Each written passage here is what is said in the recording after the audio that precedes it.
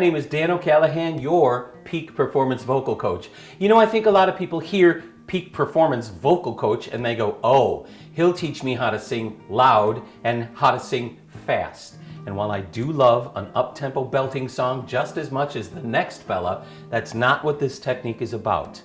Let me explain.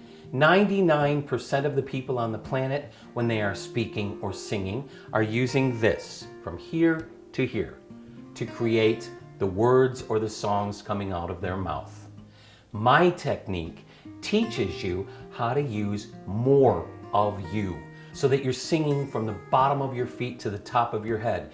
You're using your emotions, your memories, your heartache, your power, your excitement, your enthusiasm, your body, mind, and spirit, so that you create sounds coming out of your mouth, whether you're speaking or singing, that have a greater impact on your audience.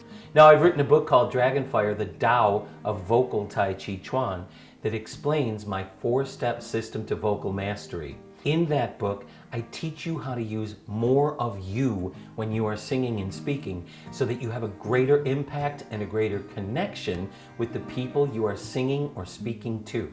Go get that book. It's available on Amazon, Apple Books, and Google Play. It's a great book.